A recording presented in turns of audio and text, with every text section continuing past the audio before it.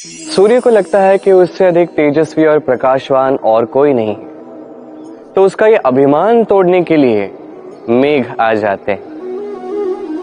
फिर मेघों का अभिमान बढ़ता है, उन्हें लगता है कि उनसे अधिक घना और कोई नहीं है। तभी वायु का एक प्रबल झोंका आता है और मेघों को छिन्न भिन्न कर देता है। अब वायु में अभिमान आता है। वायु सोचती है कि मुझसे अधिक शक्तिशाली और कोई नहीं है। यही वायु का झोंका जाके किसी विशाल पर्वत से टकराता है, उस वायु का भी अभिमान चूर चूर हो जाता है।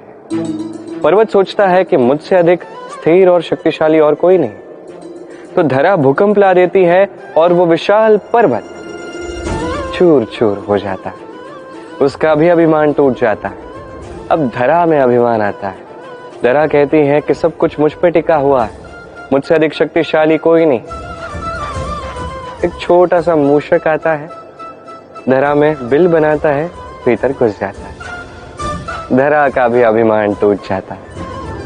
इसका तात्पर्य सरल है, इस संसार में अभिमान कभी स्थिर नहीं रहता। यह अभिमान टूटेगा। ये सांसारिक चक्र है। हमें अपने जीवन में अपने कर्तव्य निभाने हैं, अपने कर्म करने हैं, अभिमान नहीं करना। जो व्यक्ति इस बात को समझ जाता है वो ज्ञानी कहलाता है, और जो इस बात को नहीं समझ पाता वो आजीवन शोध प्रतिशोध मान अपमान इसी में उलझ जाता है। अब क्या आप इसी में उलझना चाहते हैं या आप ज्ञानी बनना चाहते हैं? चयन आपका है। आइए और मेरे साथ प्रेम से कहिए राधे राधे। जीवन में लक्ष्य को कैसे पाया जाता है? कोई कहेगा मित्र की सहायता से, कोई कहेगा प्रेम से, कोई कहेगा निरंतर प्रयास करने से, परिश्रम करने से, कोई कहेगा ईश्वर के आशीर्वाद से, आदि इत्यादि। मैं आपको समझाता हूं। जैसे त्रिलोक है, अर्थात 3 लोक है, जिसे संचालित करते हैं त्रिदेव, 3 देव, उसी प्रकार अपने लक्ष्य तक पहुंचने के लिए 3 भावों की आवश्यकता है। पहला भाव है स्वप्न देखना। आप स्वप्न देखना आरंभ करेंगे ही नहीं तो उसके आगे कुछ कर ही नहीं पाएंगे। तत्पश्चात आपको दृढ़ संकल्प से, चाहे मार्ग जैसा भी हो, उस पर चलना होगा। ये दूसरा भाव है दृढ़ संकल्प।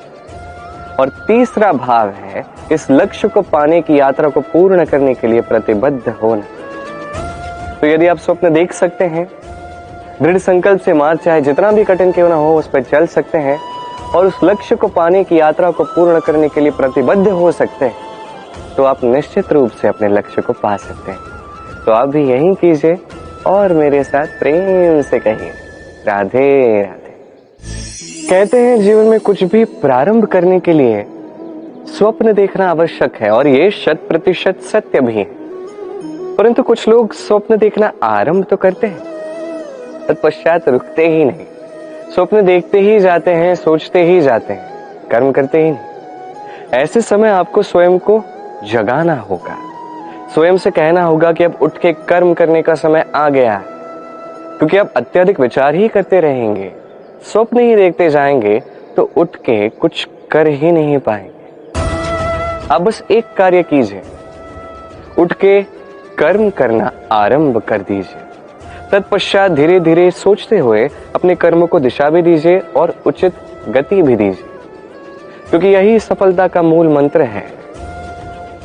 ना केवल कर्म करना बिना सोचे समझे, ना केवल सोचना बिना कर्म किए। सफलता का मूल मंत्र इस संतुलन में। तो यही कीजिए, सफलता को प्राप्त कीजिए और मेरे साथ प्रेम से कहिए राधे राधे। राज्य, शासन, संगठना, संस्थापना, इसे सफल कब कहा जा सकता है? किसी विद्वान का यह कहना होगा कि तब जब चारों ओर शांति होगी, किसी के मन में कोई प्रश्न नहीं होगा, न शंका होगी। पर मेरे विचार से ये अनुचित है। किसी भी राज्य के लिए या किसी भी शासन के लिए सबसे अधिक संकट तब आता है जब सबसे अधिक योग्य व्यक्ति या सबसे अधिक विद्वान व्यक्ति भी मूक दर्शक बन के बैठ जाता है। मन में प्रश्न आता है, पूछ ही नहीं पाता, शंका आती है, व्यक्त ही नहीं कर पाता, ये अनुचित है। ये प्रश्न ये अच्छे होते हैं। ये प्रश्न अकारण तो नहीं आते, किसी समस्या के द्वारा ही आते हैं। इन प्रश्नों से आप उन समस्याओं को देख सकते हो जिसे आप कभी अनजान हुआ करते थे।